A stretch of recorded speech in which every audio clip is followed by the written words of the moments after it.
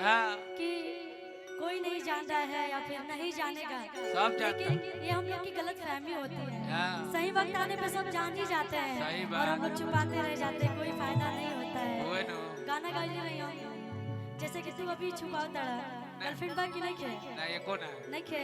ये दो चार को कुत्ता क्रिया खाता विकास भैया देखिएगा, फोकस करिएगा, ये क्लिप में भेजूंगी, ठीक है? मुझे पता है और आप झूठ बोल रहे हैं। ना तो एकदम यार ब्रेकअप अब निश्चित बात बोल दिल बड़ा, गर्लफ्रेंड नहीं खे। ब्रेकअप। हाँ। गाड़ी नहीं करता ब्रेक कहाँ से लगी? मतलब क्या बोलते हैं उसको, छुट्टा छुट्टी। अच्छा छोड़ा छोड़ी। हाँ हुए वो तो हो जाए तो ठीक है, रही तब नो। कि तू लाख छुपाई में प्यार बके, तू लाख छुपाई में प्यार बके, दुनिया के पता चल जाए रे। और क्या आज चुप के चोरी मिले साचो लड़कियां बुलाती है कि चुप के चोरी मिले दिल में तमाचा तेरे।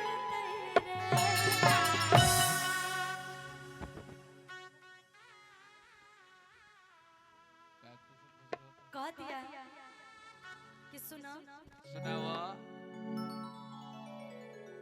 कि तू लाख छुपाई में प्यार बके, तू लाख छुपाई में प्यार बके, दुनिया के पता चल जाए रे। चुप के चोरी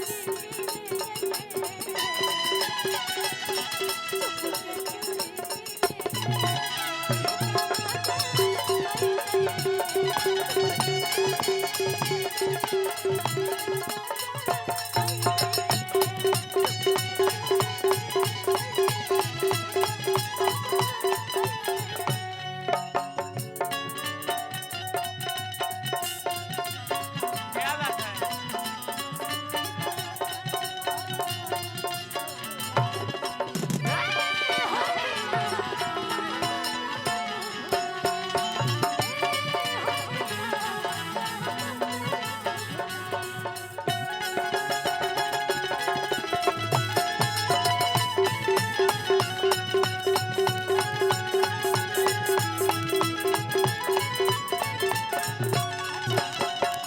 यहाँ पे ऐसा कोई है क्या जिसको डांस करने आता हो? क्यों बा? डूबा भी के भैया अरे वो बहुत बड़े हो जाएंगे। छोटा बच्चा कोई भी जिसको डांस करने आता हो, डांस करने आता है बाबू? हाँ please come on the stage. जियो बनारस के शेर, क्या बात है, बच्चों को ताली होनी चाहिए। क्या मर्द है, बच्चे का मनोबल बढ़ाने के लिए कम से कम ताली बजाइए आप लोग। चाइल्ड बंद करो। ऐसे हाथ करके बैठे हैं लेकिन ताली नहीं बज सकता है ना। ए बबुआ अच्छा रोक लीजिएगा। ए बबुआ क्या नाम है बाबू? आए ऋतुराज सिंह, क्या बात है? ऋतुराज अच्छा वो सिंह। पढ़ते हो? एगो ना अच्छा कौन कौन देखने आया है प्रोग्राम? कौन कौन देखने अकेले आए हो कि मम्मी पापा भी आए? अकेले आए हो? गर्लफ्रेंड नहीं पापा खलाई आने दिए हैं? मन अभी पापा के फेर में बा। अभी गर्लफ्रेंड के फ्रेंड है। ए बबुआ पहले चैन बंद करो अपन। काहे लड़का के बेइज्जती का करता है भौजी यार? आबो कबेले तरह के खोजत खोजत हरान बुझाई लगे हम पगलाइए जाए। हम लेने के अच्छा लाचा आप लोग आ जाइए, बहुत ज्यादा टाइम से हम लोग इंतजार कर रहे हैं, लोग इंतजार कर रहे हैं आप लोग। तू रहो बबुआ। आप रहो यहाँ पे, आप रहो। हां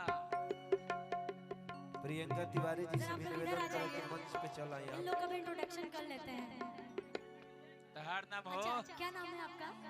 शीतल। शीतल जी, वाह क्या बात है। आपका? वैसे भी ठंडा ठंडा मौसम भी आ रहा है अभी, और शीतल हमारे पास ही है, तो लग रहा है हम लोग को कंबल की जरूरत पड़ेगी, स्वेटर की जरूरत पड़ेगी अब। दो क्या नंबर नाम है? 2 नंबर क्या नाम है आपका?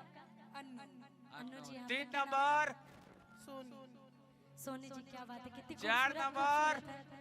4 नंबर के जो होता है 4 नंबर के बाद। अच्छा कहू नहीं कि ये बा छोटका बा टाइट रह।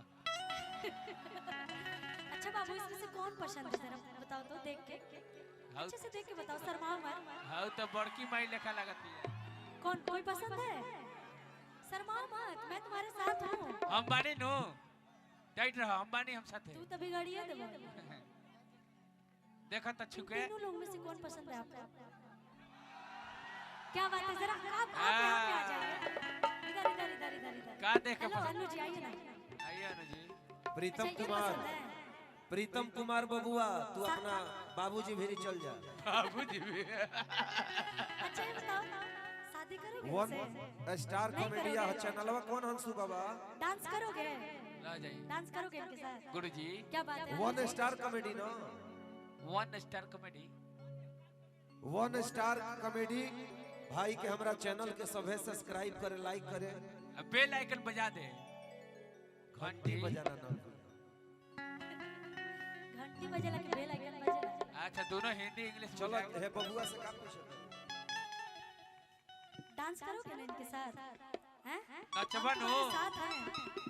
अरे वो चालू तैयार बार वो चालू करवाई। हाँ। कि तू लाख छुपाई में प्यार बन गए, छुपाई में प्यार बन गए, दुनिया के पता चल जाते, चुपके चोरी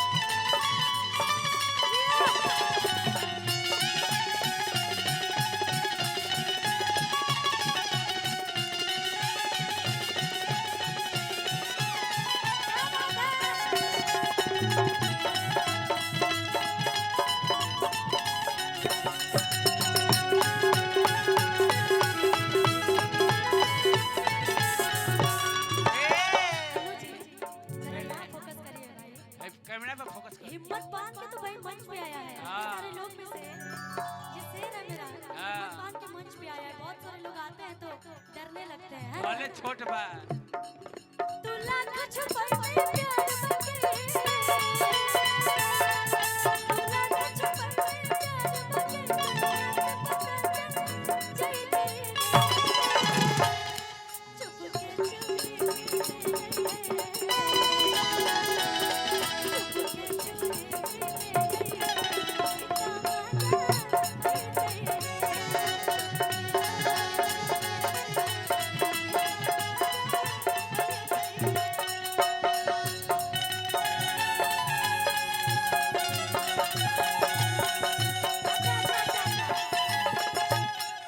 यही कहते हैं ना कि देख के लोग इंस्पायर होते हैं। हां इनको देखा है तो बाबू नहीं, हाँ? लड़का 2 दिन ले दोनों सपना भाई है देख क्या? अच्छा चाचा भतीजा बना रहा बाहर दोनों एक ही साइड के चाचा भतीजा। हां चाचो तो लफुए न बड़ा मर दे लगे अरे मर्दे, के है कह दे लइका कैसे कह कि किया तू हो ही दीवाना मत हो